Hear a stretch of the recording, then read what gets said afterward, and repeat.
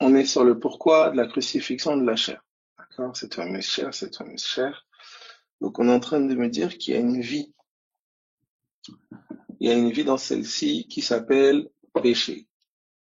D'accord? C'est une vie. Alors, je vais rapidement mettre en lumière les caractéristiques, enfin, je vais pas dire les caractéristiques, un des témoins, les passages qui témoignent vraiment de ce péché comme une vie. D'accord? Comme une vie. Alors, on va prendre Genèse, Genèse, chapitre, tac, tac, tac, Genèse, chapitre premier, non, Genèse, chapitre 4, pardon. Genèse, chapitre 4, à partir du verset, tac, tac, tac, tac, normalement, 7. Ouais. Genèse 4, 7, Genèse 4, 7, Genèse 4, 7. D'accord? Pour que voilà. Donc, voilà, tu sois conscient que, voilà, c'est pas une affaire seulement de prise de résolution, dire je fais plus ça, je fais plus ça, ou, hein, voilà. C'est plus profond. C'est plus profond. D'accord? On parle du renoncement à un style de vie. D'accord? On parle de renoncer à une vie. C'est un style de vie auquel, voilà. Donc, regardez, Genèse. Donc, je présente. D'accord? Là, je présente Monsieur Péché. D'accord? Monsieur Péché. Donc, tu as Genèse, donc Genèse 4, à partir du verset 7, je lis. Certainement, si tu agis bien, tu relèveras ton visage. Et si tu agis mal, vous voyez là, vous avez agir bien et agir mal. D'accord? Le péché se couche à la porte. Et ses désirs se portent vers toi, mais toi domine sur lui. D'accord? Donc on nous parle ici du péché comme se couchant à la porte. D'accord? Donc il se couche. Hein, coucher là, c'est rabat. Il se couche, il se repose. Hein, voilà. Il se couche à la porte. Ok? Il se repose à la porte. Ça va? On nous dit maintenant donc il se couche à la porte. Ensuite, on nous dit ses désirs se portent vers toi. D'accord? Ses désirs. D'accord? Comme un homme pour une femme ou comme une femme pour un homme. Ça va? Ses désirs, hein, se couchent. Donc, le péché se couche à la porte. Ses désirs se portent vers toi. Ses désirs se portent vers toi, mais toi domine sur lui. Mais toi domine sur lui. Tu vois un peu ça? Tu vois? Il y a une phrase qui ressemble, hein, qui a été dite à quelqu'un. Tes désirs se porteront vers ton mari, mais toi mais lui dominera sur toi. Vous voyez un peu? Est-ce que ça va? Est-ce qu'on peut évoluer? Ok. Ensuite, on peut prendre ensemble Romains. Voilà. Romains chapitre, tac, tac, tac, tac, tac, tac. Romains chapitre 6. D'accord? Donc, on va un peu voilà. Donc, je suis en train de décrire Monsieur Péché. C'est important de décrire Monsieur Péché. Pourquoi? Parce que, déjà, l'identifier, parce que c'est un mystère déjà. Déjà, c'est un mystère. Hein. Et deuxièmement, il a souvent été très mal défini par la religion, faisant en sorte que certaines personnes peuvent condamner d'autres, pointer du doigt d'autres, etc., parce qu'ils ont associé le péché seulement qu'aux œuvres, qu'à des actions. Donc il suffit que quelqu'un, voilà, se tienne un peu à carreau et soudain, monsieur, madame, se sent très vite pousser des ailes et se croient saints ou saintes. C'est pour ça que le révéler ce mystère de l'iniquité, du péché, mettre en lumière là, ben ça ferme la bouche à toute chair. Aucun homme là au milieu de nous peut lever le doigt et dire que il est il a la domination totale sur Monsieur Péché, il gère et tout. On fait juste une petite projection des pensées de ton cœur. Et voilà, on fait un petit zoom sur ta vie et très rapidement, voilà. Bref. C'est pour dire que le seul sauveur de ce monsieur-là, c'est le Christ. Il n'y a pas d'autre issue. C'est le don d'une autre vie. C'est le don d'une autre vie. Vous voyez? Alors regardez. On me dit que Monsieur Péché a des désirs, puisqu'il dit ses désirs se porteront vers toi. Il a des désirs. Ici, on me dit dans Romains chapitre 6, d'accord? À partir du verset 6, on peut prendre. Romains 6, Romains 6, 6. Est-ce que je peux lire Romains 6, 6? C'est bon? Sachant que notre vieil homme a été crucifié avec lui. Vous voyez la crucifixion? Pourquoi il dit afin que le corps du péché fût détruit, pour que nous ne soyons plus esclaves du péché. Donc déjà, on parle du corps du péché. C'est intéressant. Parce que on va faire ce parallèle, bien sûr, comme je veux dire que, comme je vais expliquer, le péché est une vie, et ben en face, il y a une vie qui nous sauve de cette vie, c'est la vie de Christ. Alors, vous voyez, là, on parle du corps du péché. On parle aussi du corps de Christ. Vous voyez? Donc, vous voyez ici, on me dit ici, le corps du péché. Donc, le péché, il a un corps qu'il instrumentalise. D'accord? Il semblerait que, justement, quand Christ a été crucifié, le corps du péché a été détruit. Alléluia. Le mot détruit ici, c'est littéralement anéanti. Il a été rendu vain. Il a été amené à sa fin. Il a cessé. Vous voyez un peu? Il dit pour que nous ne soyons plus esclaves du péché. Donc le péché peut être un maître. D'accord? Donc on voit ici, il peut avoir un corps. Il peut être un maître. Ça va? Est-ce que ça va pour tout le monde? Verset 12. Je lis maintenant le verset 12. Que le péché ne règne donc point dans votre corps mortel. Le péché peut régner, peut être roi, exercer un pouvoir royal, littéralement. Exercer un pouvoir royal, régner, dominer. Donc le péché peut régner. Est-ce que vous voyez un peu? Donc c'est quelque chose là. Vous voyez on est quand même un peu loin de l'action. Les œuvres, les actions sont les fruits. En fait, c'est les œuvres d'un roi, au service duquel tout le monde des ténèbres, c'est lui ici. À sa suite, la mort est entrée dans le monde.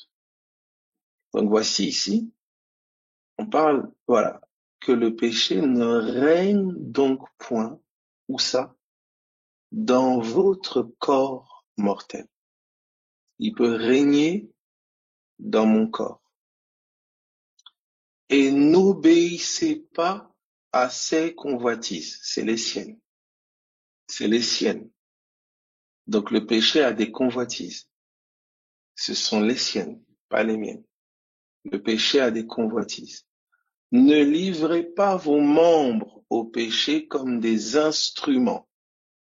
Le péché peut instrumentaliser mes membres. Le péché peut instrumentaliser mes membres. Vous entendez cela? Le péché a du pouvoir. Il est dit juste au verset qui suit, regardez, verset 13.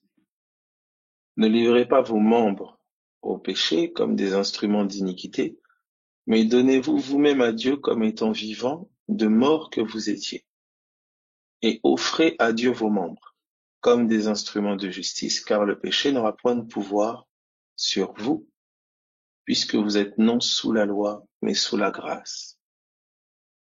Donc c'est comme si le péché perd son pouvoir quand nous passons sous la grâce, quand nous ne vivons plus par notre capacité. Il y a quelque chose, c'est tout un système. On va voir ensemble. Donc, on a vu ici, vous voyez qu'on parle, c'est une entité ici. D'accord? Et Romains chapitre 3, à partir du verset, Romains chapitre 3, à partir du verset 9. Romains 3, 9. Paul a eu à faire une démonstration importante que nous allons prendre. Romains 3, 9. Voici ce qu'il dit. Quoi donc? Sommes-nous plus excellents? Il parlait des Juifs et des Grecs, des Juifs et des non-Juifs. Et il pose la question, quoi donc? Sommes-nous plus excellents, nous, quelque part, que les non-Juifs?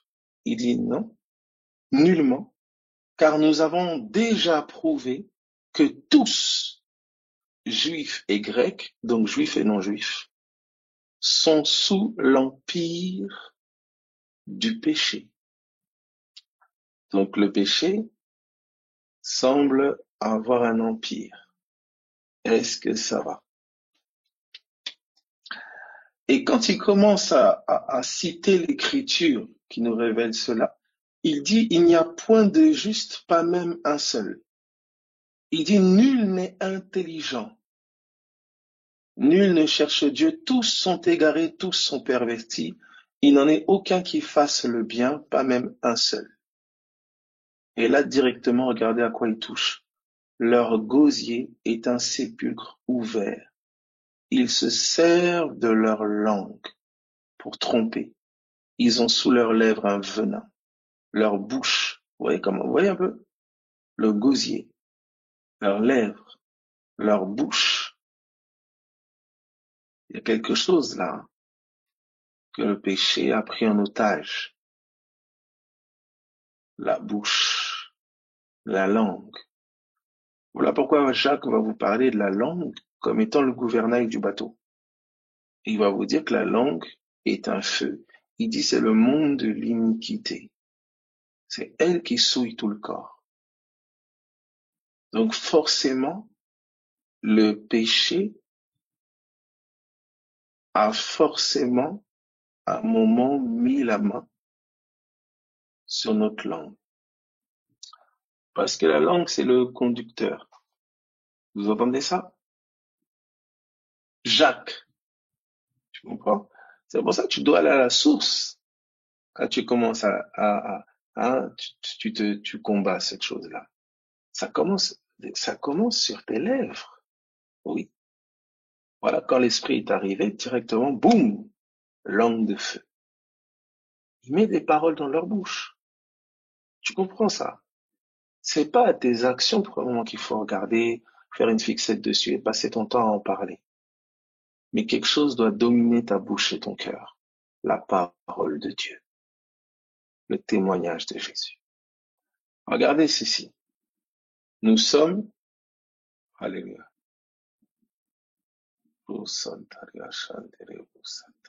Jacques, alléluia, merci. Jacques, chapitre 3.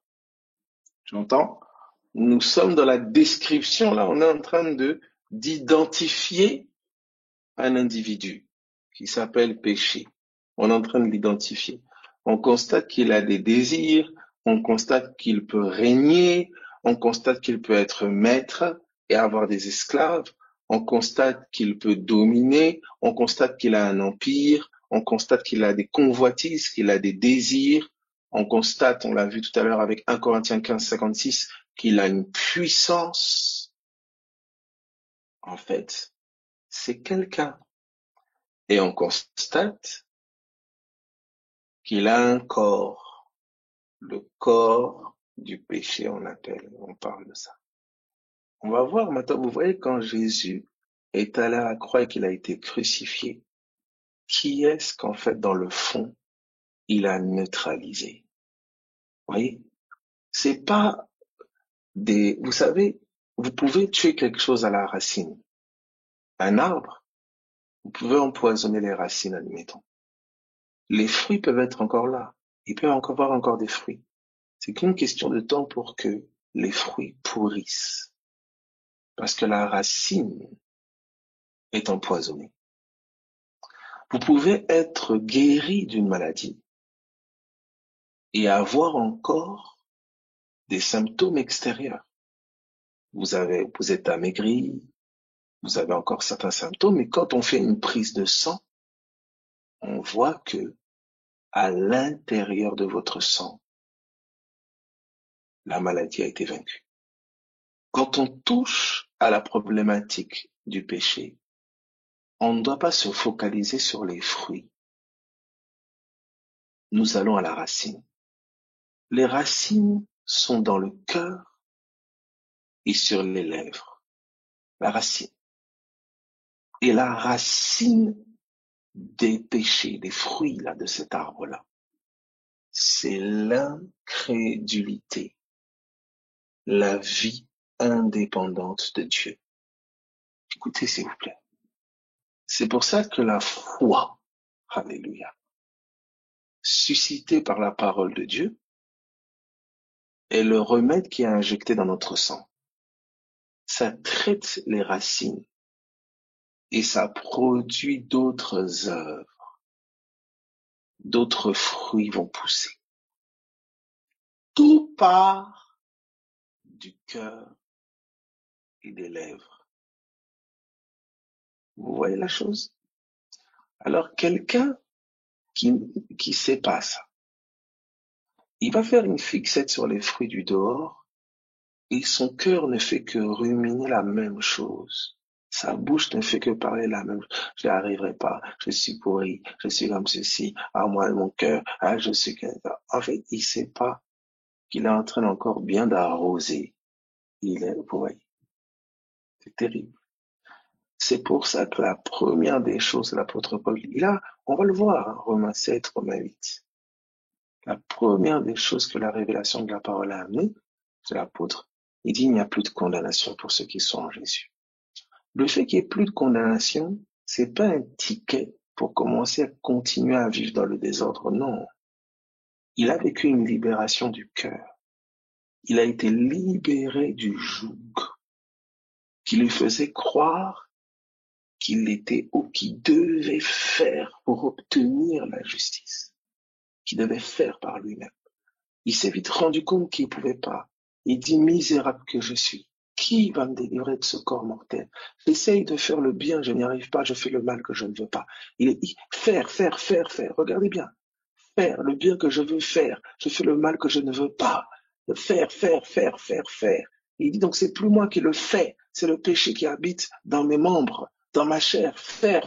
Et il bascule de faire à la loi de l'esprit de vie.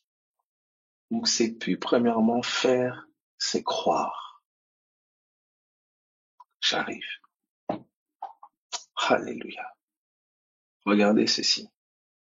Alors c'est pour ça que il y a une chose qu'il y a à faire, c'est se reposer. Il y a un effort. Efforcez-vous de vous reposer sur la parole. Maintenant, il n'y a pas de parole. C'est comme quelqu'un, vous voyez, qui prend pas ses comprimés. Il dit, je me repose. J'ai plus besoin c'est bon, le médicament agit. Et t'as pas pris le médicament, mon gars. T'as pas avalé le médicament. Tu n'as pas prêté ton oreille à la parole. Ton repos, il est basé sur quoi? C'est plus maintenant du repos. C'est de la paresse ou de la folie. Je peux me reposer sur quelque chose que j'ai entendu, sur quelque chose que j'ai. Vous comprenez? Mais oui. Quand tu prends ton traitement, on dit bah reposez-vous maintenant, c'est bon. Quand tu as mangé, on dit bah repose-toi, digère. Toi, t'as rien mangé, t'as pris aucun traitement. Tu te reposes sur quoi? Sur quoi est basé ton repos? Et c'est ça notre piège encore. Enfin, on a entendu oui, il n'y a plus rien à faire, plus rien à faire. Oui, il n'y a plus rien à faire pour celui qui a fait de tendre l'appareil, tendre l'oreille vers la parole, qui se repose sur la parole de Dieu, sur cette œuvre de la parole qui se fait dans son cœur, en lui. Parce qu'il prête l'oreille. Ma part, c'est de serrer ta parole contre mon cœur. D'où la prière, d'où la méditation. Et c'est de cette œuvre-là que de nouvelles œuvres découlent, que notre vie est manifeste. Ok, on va aller doucement. Regardez ce qui est dit d'abord ici. Nous sommes dans Romains. Nous sommes dans Jacques, pardon, Jacques 3.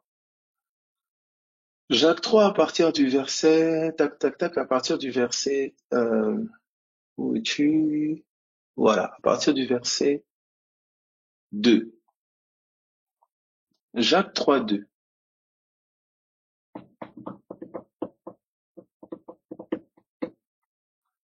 Nous bronchons tous de plusieurs manières. Nous bronchons tous de plusieurs manières.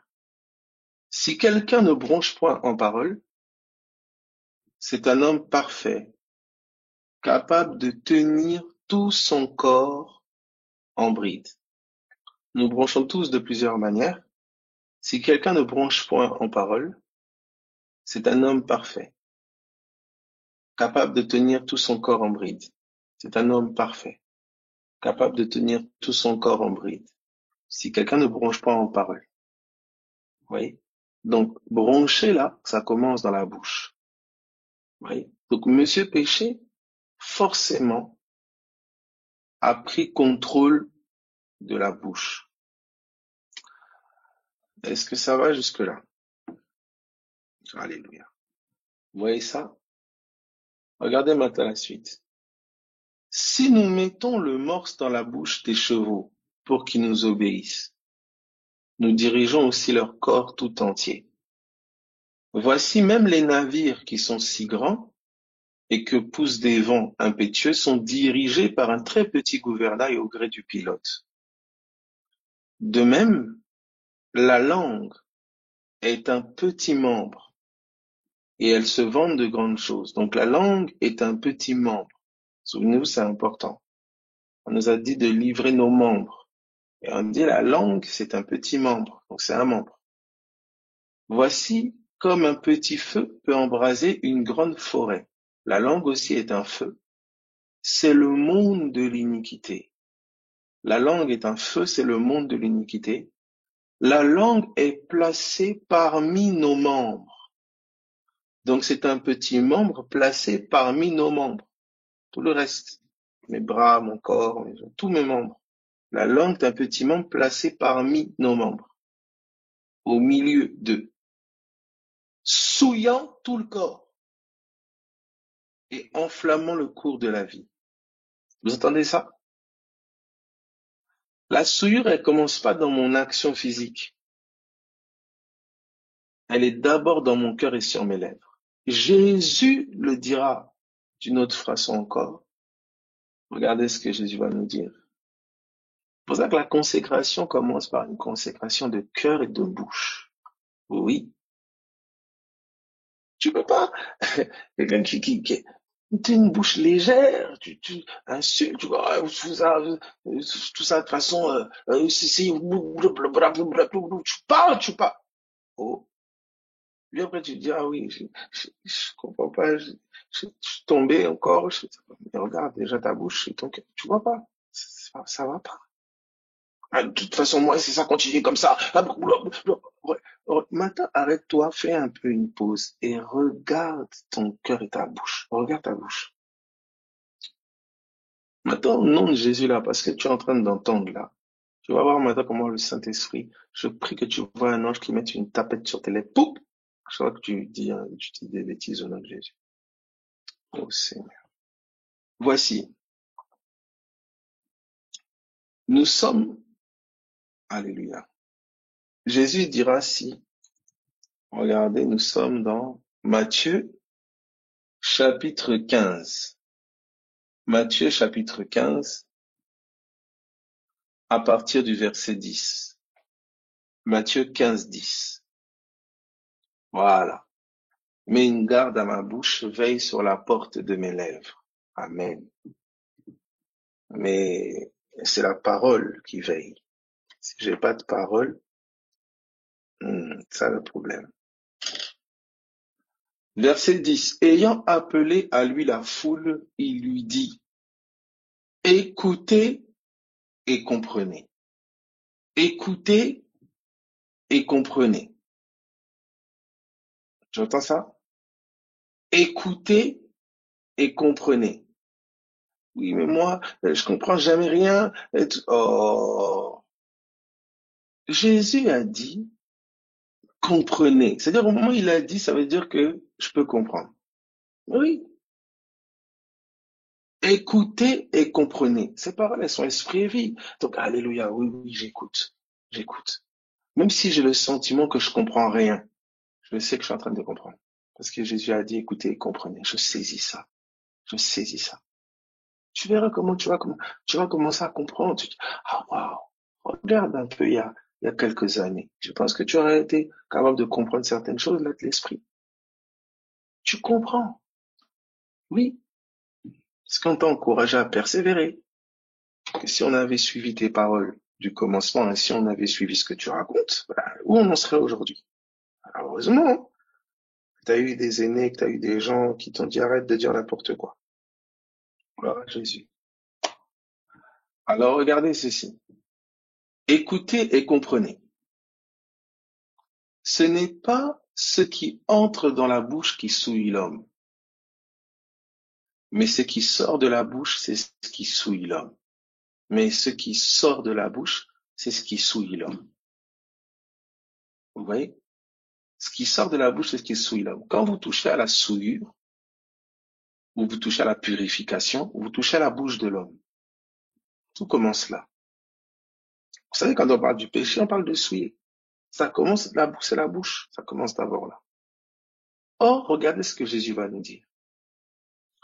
Alors ses disciples s'approchèrent et lui dirent, Maître, sais-tu que les pharisiens ont été choqués, scandalisés des paroles qu'ils ont entendues?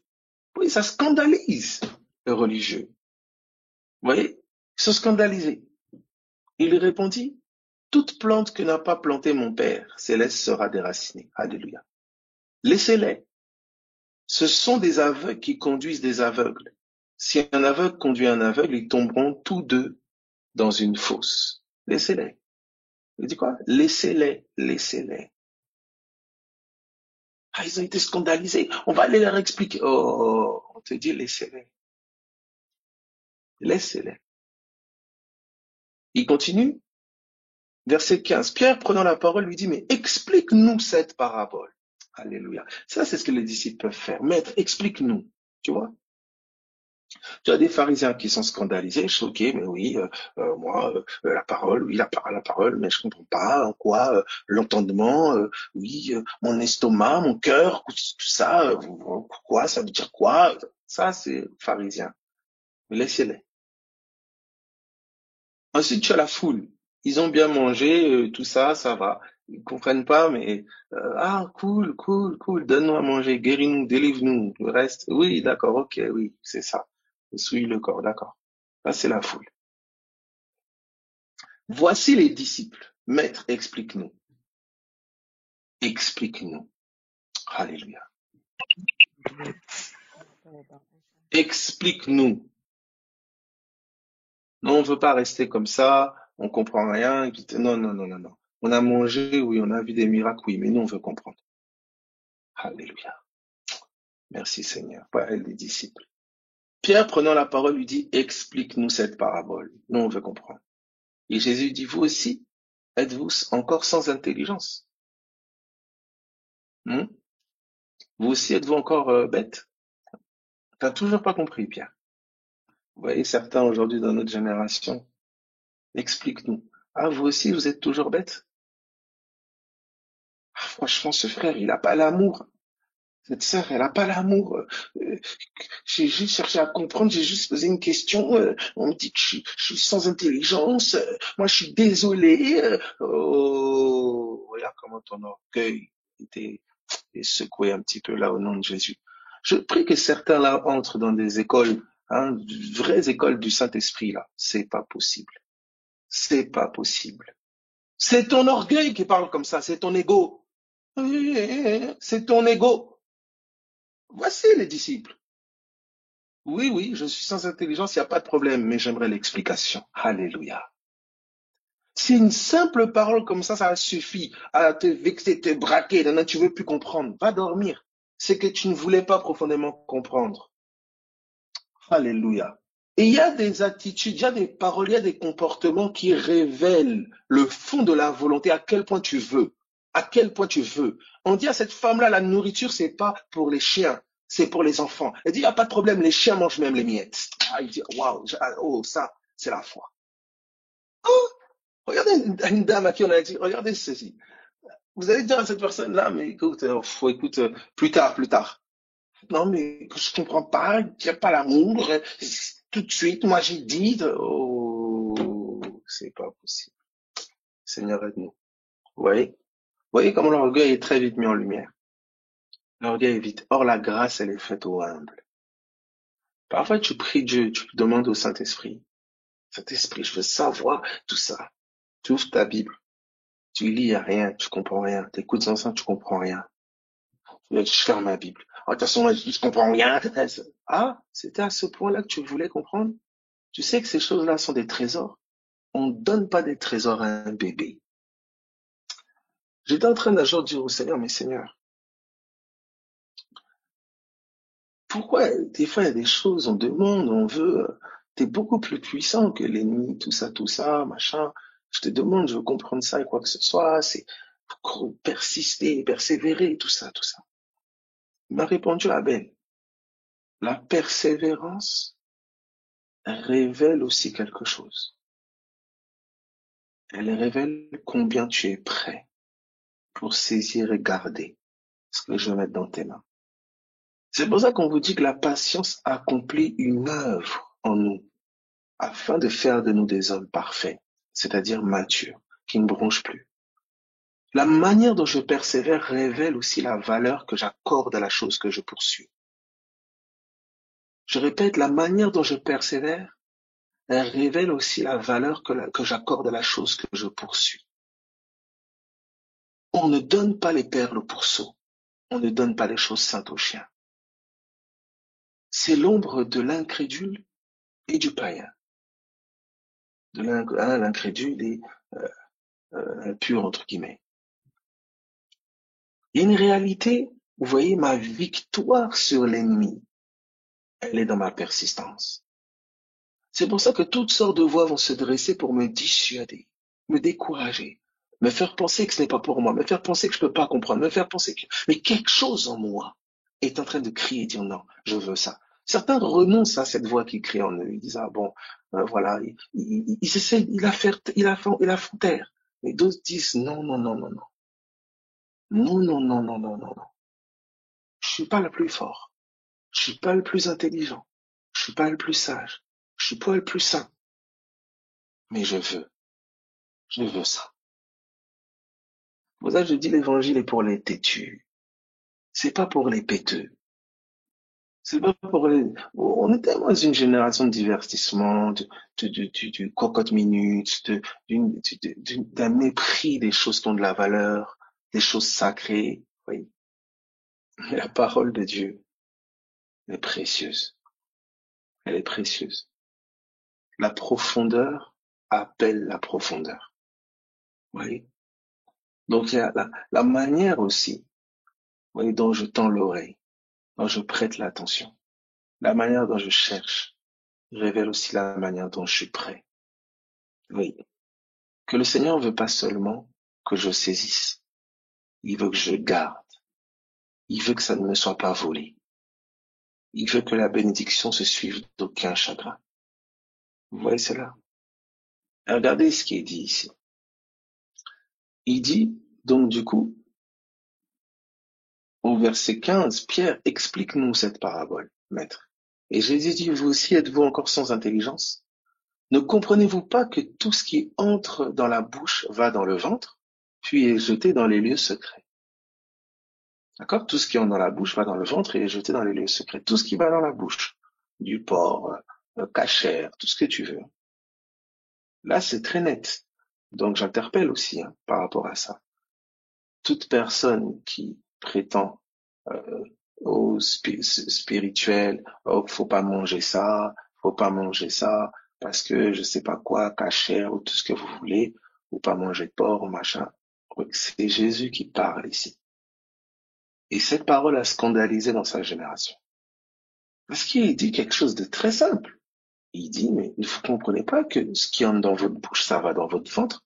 Après, vous allez aux toilettes. Vous allez faire caca, c'est fini. Vous pensez vraiment que ce truc-là, ça va vous souiller? C'est pas ça qui souille. Mais il dit, mais ce qui sort de la bouche vient du cœur. Vous voyez comment? C'est ça. Ce qui sort de la bouche vient du cœur. Donc là, de là, on comprend que les nourritures impures, les animaux purs et les animaux impurs, qu'on pouvait manger et pas manger, c'était certaines paroles qu'on pouvait garder et ne pas garder. Est-ce que quelqu'un comprend ça? Vous voyez le mystère des animaux impurs et des animaux purs, qu'on pouvait manger et pas manger? C'est ça ici. C'est des paroles. Mais oui, parce que la parole est une nourriture. Est-ce que tout le monde voit ça? Est-ce que ça va pour tout le monde? Vous voyez cela? Et regardez maintenant ce qui est dit. Mais ce qui sort de la bouche vient du cœur. Et c'est ce qui souille l'homme. Ce qui vient, vous voyez, ce qui sort de la bouche vient du cœur. Et c'est ce qui souille l'homme. Est-ce que vous voyez ça? Car c'est du cœur que viennent quoi? Regardez maintenant, il explique. Car c'est du cœur que viennent les mauvaises pensées, les meurtres, les adultères, les impudicités, les vols, les faux témoignages, les calomnies. Tout ça, ça vient du cœur. Voilà les choses qui souillent l'homme. Mais manger sans s'être lavé les mains, cela ne souille point l'homme. Donc il explique maintenant pourquoi ce qui sort de la bouche souille l'homme. Car c'est du cœur que viennent les mauvaises pensées, les meurtres, donc les meurtres viennent du cœur, les adultères viennent du cœur, les impudicités viennent du cœur, les vols viennent du cœur, les faux témoignages viennent du cœur, les calomnies viennent du cœur, les addictions viennent du cœur, les violences viennent du cœur, les choses que tu fais là viennent du cœur. Voilà, on te dit la source. Ah, ok. Est-ce qu'on peut évoluer? Fumer vient du cœur, se droguer vient du cœur, ça vient du cœur. Maintenant, la question que tu dois te poser, c'est quelle est la forme que ta cigarette a dans ton cœur? Quelle est la forme que ton immoralité a dans ton cœur? Quelle est la forme que les meurtres ont dans ton cœur? Quelle est la forme que le vol a dans ton cœur? Ah, à l'extérieur, c'est une œuvre. À l'intérieur, c'est un message. Oh Seigneur Jésus, qu'est-ce que tu racontes? Vous comprenez ce que je dis là? À l'extérieur, c'est une œuvre. À l'intérieur, c'est un message. Tu vois la racine? Est-ce que ça va ou pas? Est-ce que ça va? Oui, non, mettez Y si c'est OK. Ouais. Il y a une mentalité source, il y a une pensée source, il y a une parole source. Vous voyez? C'est pour ça que la parole dans nos cœurs, la parole de Jésus dans nos cœurs, bah, ça va produire les œuvres de Jésus. Vous voyez ça? Regardez maintenant. Nous sommes dans, tac, tac, Matthieu 12, d'accord? Non, Luc 6, pardon. Luc 6 à partir du verset 45. Luc 6, 45. Vous allez voir Jésus employer la même chose. Regardez. L'homme bon tire de bonnes choses du bon trésor de son cœur. L'homme bon tire de bonnes choses du bon trésor de son cœur. Et le méchant tire de mauvaises choses de son mauvais trésor. Donc il y a un bon trésor et il y a des mauvais trésors. Où? Dans le cœur. Car c'est de l'abondance du cœur que la bouche parle. C'est ce qu'il a dit dans Matthieu 15. Ce qui sort de la bouche, c'est ce qui souille l'homme. Vous voyez? Mais ce qui sort de la bouche, là, c'est de l'abondance du cœur. Parce que dans le cœur, il y a des trésors. Tu entends ça? Est-ce que tu comprends? Oh, Abel, il y a des trésors? Oui, oui, oui. Tu vois pourquoi on parle de chambre des trésors là-bas dans l'Ancien Testament, hein, le temple, tout ça, voilà. Hmm. Tu comprends ça? Il y a des trésors dans ton cœur. Qu'est-ce qui est appelé trésor? Abel, quel trésor il va y avoir dans mon cœur? Quel trésor? Tu vois? Comment des trésors sont mis dans mon cœur? Et il semblerait qu'il y ait des bons trésors et des mauvais trésors. On dit bien qu'ils sont dans mon cœur. Est-ce que ça va jusque-là? Basta periomanta fastoris. Ça va pour tout le monde? Vous voyez un peu? Donc, ce qui garantit ce qui sort de ma bouche, là, c'est le trésor mis dans mon cœur. C'est le trésor mis dans mon cœur. Alors, on va aller ensemble dans Job. Job, chapitre 20. Donc, il y a des mauvais trésors, des mauvaises richesses et des bons trésors. Job 20, hein, quand on parle de trésor, c'est quelque chose qui est précieux. Il y a des mauvais trésors. C'est-à-dire, il y a des choses précieuses dans ton cœur que tu chéris, qui sont précieuses pour toi, mais qui sont des mauvais trésors. Des pensées que tu chéris, des points de vue que tu chéris, des trésors que tu chéris dans ton cœur, des mentalités auxquelles tu es attaché, qui sont précieuses pour toi. C'est précieux de penser comme ça. C'est précieux pour toi. C'est important pour toi. Mais ce sont de mauvais trésors. Ah non, moi, je peux pas tolérer ça. Non, moi, je suis désolé. Désolé de quoi? Quoi?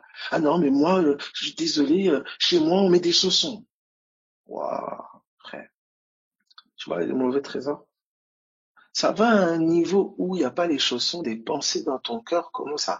Tu rentres dans un délire. Tu vois les trésors, les mauvais trésors? Parce que ta mentalité, c'est, tu vois, t'es en raisonnant ma maison, ma maison, ma maison, ma maison, ma maison, tu vois? Tu vois, mentalité terrestre, terrestre, terrestre, terrestre, terrestre. Et tu as vécu comme ça des années, des années, des années, des années. Ton âme s'est habituée. Maintenant, une autre pensée vient dit, ma maison est plus importante que ta maison. Or, la maison de Dieu, c'est les gens, c'est les saints, c'est le corps de Christ. Est-ce que tu peux prendre soin de ma maison comme tu prends soin de ton sol? Est-ce que tu peux prendre soin de ma maison comme tu nettoies tes tables? Est-ce que tu peux prendre soin des cœurs comme tu prends soin des pièces de ta maison? Tu vois, donc, tu vois que les choses d'en haut, rechercher les choses d'en haut, tu changes de trésor. Les choses précieuses qui étaient pour toi autrefois, c'est plus aujourd'hui le cas. Hein, Paul le dit d'une autre manière. Il dit, ces choses qui étaient pour moi un avantage, qui étaient pour moi un gain, je les vois maintenant comme de la boue, à cause de l'excellence de la connaissance de Christ. Il a trouvé un autre trésor. Vous avez des gens, pour eux, c'est leur argent qui est précieux. Oui, 1 euro, c'est 1 euro. Tu donnes aussi. Je peux donner. Il y a des gens, c'est leur image. Oui. Il y a tellement de pensées précieuses, des trésors du cœur, mais qui ne sont pas les trésors du ciel, qui ne sont pas les trésors, c'est pas Christ. L'apôtre Paul dit, nous portons ce trésor dans des vases de terre. Quel trésor? L'évangile. L'évangile. Regardez ce qui est dit ici. Nous sommes dans Job. Parce qu'il y a quelque chose de très particulier dans Job, chapitre 20, à partir du verset 15. Job 20, 15. Voici ce qui est dit. Tu sais, généralement, quand tu te prends la tête ou tu commences ça part d'un mauvais trésor. Ça part d'un mauvais trésor. Et quand le Saint-Esprit te le fait doucement remarquer, ça va être des paroles du style, oui, je suis bien d'accord, l'évangile, mais quand même, je suis bien d'accord, Jésus, mais quoi, voilà. Et là, quand t'es là, bonjour le démon. Il n'y a pas de mais quand même. Parole de Dieu, c'est la parole de Dieu. L'évangile est plus important que tout. Comment tu peux dire, oui, l'évangile, Jésus, oui, mais quand même. Comment tu peux dire ça? Je prie qu'on soit dans une génération, on commence à avoir honte de dire des trucs comme ça. Comment tu peux être à dire des trucs comme ça, tu es à l'aise? Au nom de Jésus, sois dérangé maintenant. Au nom de Jésus-Christ de Nazareth. Parce que c'est pas toi qui es dérangé, c'est Monsieur Péché. C'est sa mentalité. Elle dénigre l'autre roi. Elle dénigre l'autre roi. Christ, mon roi. Le péché aussi veut régner. Et ça commence par des mentalités qu'il insuffle, qui dénigrent Christ le roi, qui dénigrent l'évangile, la parole de vie. Oui. Alors regardez ce qu'il dit. Il dit dans Job 20 à partir du verset 15, il dit, il a englouti des richesses, il les vomira. Il a englouti des richesses. Le mot engloutir, là, c'est littéralement avaler, envelopper. Il a avalé des richesses. Quand je disais, je me suis dit, waouh, il a avalé des richesses. Donc on peut avaler des richesses. Oui. Et on a vu ensemble ça déjà. Que écouter égale avaler, manger. Donc les richesses, je les prends d'où? Je les saisis de ce que j'entends. Tu vois l'héritage?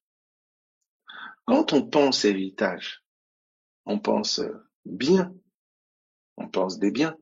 J'ai hérité de biens. Regarde l'héritage. Tu hérites de trésors familiaux. Tu hérites de mentalités de sang. Tu vois un peu? C'est des mentalités. Toi, tu penses que, oui, moi je suis comme ça, c'est ma personnalité, ça. Mais écoute-moi très bien. On a façonné ces trésors-là dans ta famille depuis des siècles. Vous êtes des colériques chroniques, colériques, parce que vous êtes ultra fiers, parce qu'il y a une mentalité, il y a un trésor mauvais qui a été déposé dans ce sang-là. Est-ce que tu entends ça? Quand tu commences à embrasser le trésor, c'est le trésor de Christ. C'est un trésor d'humilité, un trésor de paix, un trésor d'amour. En fait, c'est le trésor de l'évangile. C'est un héritage. C'est pour ça qu'on te dit qu'on t'a racheté de la vaine manière de vivre héritée de tes pères. Et il y a beaucoup de trésors comme ça. Le trésor argent. Dans votre famille, celui qui n'a pas d'argent est méprisé à mort. Dénigré comme pas possible. Et c'est celui qui a beaucoup d'argent qui est regardé, qui devient même le patron de tout le monde. Non. Tu peux avoir de l'argent et être respectueux de tes aînés. Tu peux n'avoir rien. Tu peux voir quelqu'un qui n'a rien et respecter. L'honneur n'est pas lié à mammon pour nous. L'honneur est lié à Christ. C'est la foi. Jésus a vu cette femme avec ses 2 sous et cet homme qui donnait de son superflu.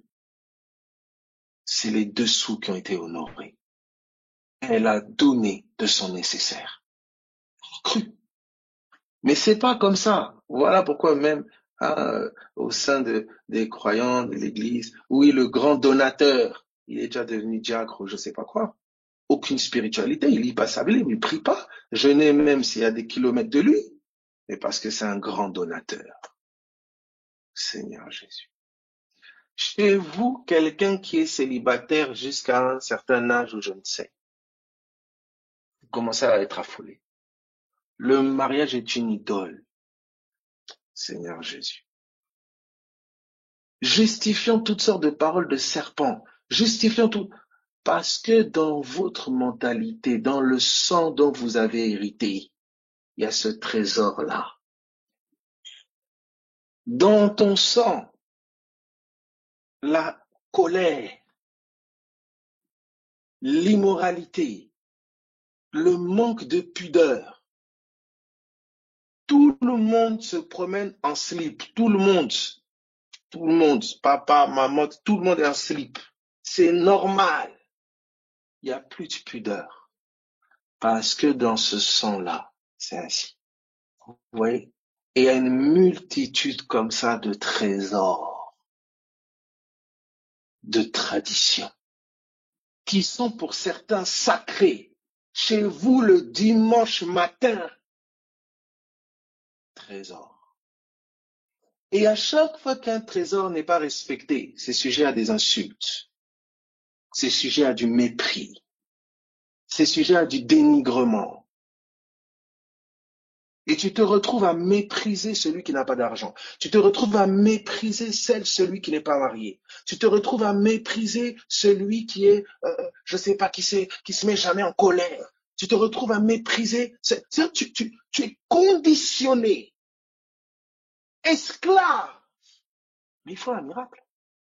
Et dès l'instant où le Saint-Esprit commence un processus de délivrance, dès que la parole commence à travailler, tu vas commencer à te rendre compte que, waouh, tu vis une délivrance. Et les premiers qui vont sortir les crocs, c'est ton sang. Parce que tu embrasses un autre héritage. Tu embrasses une autre gloire. Tu embrasses une autre manière de vivre. C'est cela. Est-ce que quelqu'un comprend ce que je dis? Chez vous, les grands diplômes, quelqu'un qui a, waouh, voilà le grand. Il bat sa femme. Il est alcoolique, méchant, plein d'orgueil. Il a une sale langue. Mais parce que monsieur a un compte bancaire et un grand diplôme. C'est ce que vous appelez grand monsieur, grande madame. Voilà. Voilà. Tout le monde constate sa haine, sa méchanceté, son venin. Mais tout le monde a la bouche fermée. Pourquoi? Parce que monsieur, madame est grand, je ne sais pas. Au nom de Jésus. Que le Saint-Esprit, vous savez, le Saint-Esprit par amour le fera ou la fera asseoir. Il doit. Mais c'est la mort. C'est la destruction dans son cœur. Vous voyez maintenant qu'est-ce qui s'est passé au niveau de l'Église? C'est que les mêmes trésors se sont installés au sein de l'Église et sont même prêchés. C'est plus l'Évangile. C'est ça. Regardez ceci. Alléluia. Nous, notre richesse, c'est la parole. Notre statut, c'est la parole. Celui que nous avons marié, c'est le Christ. C'est la parole. C'est la parole que nous avons épousée. C'est la parole qui est notre richesse. C'est la parole qui est notre nourriture. C'est la parole qui est notre fierté et notre gloire. C'est la parole de l'Évangile. La vivre, l'entendre, la vivre, s'appuyer dessus, grandir dedans. C'est cela. C'est la vie maintenant que l'Église a choisie, que nous avons choisi. Alléluia. Ok, je poursuis. On dit au verset 15, donc, il a avalé des richesses. Et regardez ce qu'on nous dit. Il les vomira. Dieu les chassera de son ventre. Wow. Il a avalé des richesses. Il les vomira. Dieu les chassera de son ventre. Tu vois? Tu vois ce qui se passe ici? Il y a des richesses qui sont chassées d'un ventre. Ça se traduit comment? Il les vomira. Tu vois la délivrance? Tu sais ce qui fait la force d'un roi? Hein? C'est son armée et ses richesses. Est-ce qu'on peut aller dans le Strong's du mot richesse? Allons dans le Strong's du mot richesse. Voilà. Et le mot richesse est premièrement traduit ici par Sha'il, qui signifie armée, force, puissance, héros, soldat. Vous entendez ça? Il a avalé des armées. Il a avalé des soldats. Waouh! Ah bon? Oui. Est-ce que tu sais que tu peux entretenir les armées du péché? Est-ce que sais que tu peux entretenir les soldats de l'incrédulité? Et est-ce que tu sais aussi que Christ a des armées? Oui. Waouh! Regardez maintenant. Est-ce que ça va pour tout le monde jusque-là? Ou est-ce que c'est trop pour quelqu'un de découvrir que dans son cœur, il y a des armées? Est-ce qu'on peut, ça va ou pas? Tu vois que c'est trop pour la tête, hein. C'est pas pour le cerveau, ça. Tu comprends? Dans le monde du cœur, voilà. Tu vois? On est dans le monde du cœur. Tu vois maintenant, des rêves que tu peux faire, il y a des guerres, tu vois? Il y a des guerres, tout ça, papa, tu te dis, ah, tu te lèves, frère, fin est proche, j'ai rêvé de la fin du monde. Écoute-moi, tu as peut-être rêvé de ton cœur, des luttes qu'il y a dans ton cœur, des convoitises qui font la guerre à ton âme. Tu vois? Oh Jésus. Est-ce que ça va pour tout le monde? Alors, regardez, pour vous montrer que c'est pas, ça ne vient pas, on n'invente pas, c'est l'enseignement de l'apôtre Paul. Allons ensemble dans 2 Corinthiens. 2 Corinthiens chapitre 10 à partir du verset 3. 2 Corinthiens 10, 3. Ça va pour tout le monde? Alléluia. Est-ce que ça va ou pas? Tu découvres qu'il y a des armées. Tu découvres donc que la parole que tu entends, c'est des armées que tu fais entrer sur tes terres. Ashatakaramasote. Oh là là là. Est-ce que ça va? Alléluia. Gloire à Jésus. Alors regardez, nous sommes dans 2 Corinthiens, chapitre 10, verset 3, et nous terminerons là-dessus. Si nous marchons dans la chair, nous ne combattons pas selon la chair. Hein, combattre, voilà. Car les armes avec lesquelles nous combattons ne sont pas charnelles, mais elles sont puissantes par la vertu de Dieu pour renverser des forteresses.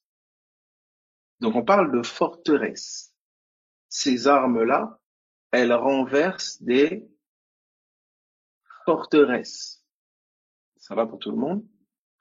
Hein? Ces armes renversent des forteresses. Ok? Forteresse, là, c'est Oshuroma, qui signifie littéralement château, forteresse. D'accord? Donc ces armes-là renversent des châteaux. Essaye un peu de t'asseoir. Des châteaux? Ah oui, je renverse des châteaux. Tu vois comment tu veux faire un rêve, t'es dans un château, barricadé, tout ça, là? Forteresse. Regarde maintenant la forteresse que c'est.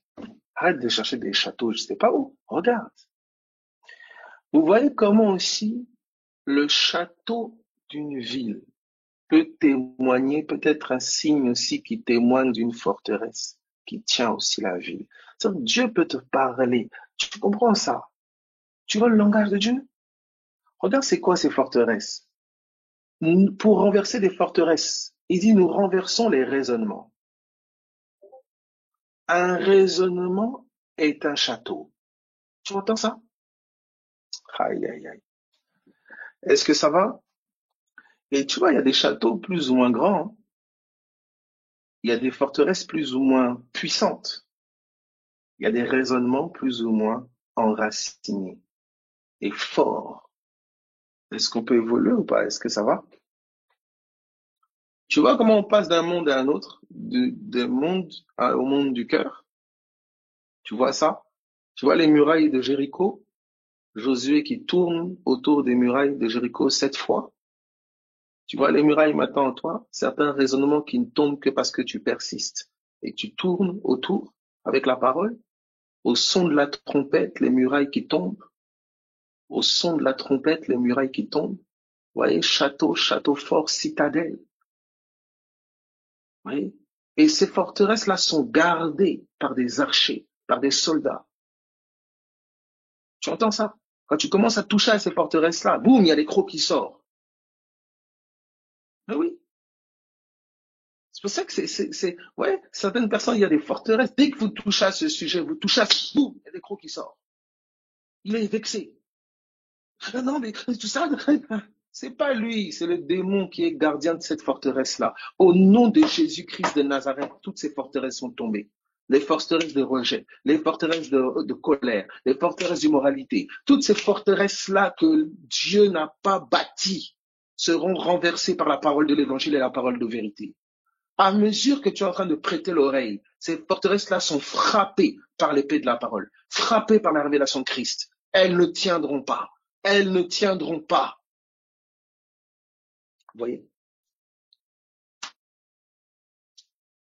Il y a des forteresses qui régissent des familles, qui régissent des corps de métier. Ah, c'est incurable, forteresse. Ah non, mais moi je crois que je peux. Écoutez, monsieur, 90% des cas, forteresse. Il y a des forteresses de famille, dans la famille. Moi, mon travail, je veux jardiner. Quoi? C'est pas un métier. Et c'est qui jardine alors? Voilà. Forteresse. Il y a des forteresses comme ça. Et à chaque fois que l'Esprit de Dieu veut te conduire quelque part, écoute-moi très bien, la limite, elle va être fixée par les forteresses qui t'animent. Moïse avait des forteresses égyptiennes. Il avait la mentalité des Égyptiens. Il a fallu qu'au contact des chèvres, ces forteresses tombent. Vous entendez ça? Les forteresses.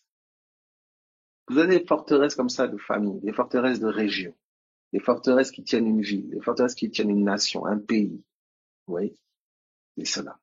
C'est des châteaux. Ah, les songeurs, là, ceux qui songent, regardez bien, on vous explique là. Tu arrêtes déjà de château. Tu crois que hein, tu vas acheter un château demain. Calme-toi. Voilà le château d'abord. Voilà le château. Donc tu peux bâtir une citadelle pour l'éternel. Alléluia. Vous voyez ça? Vous voyez ça? La citadelle de Dieu. C'est la pensée de Christ.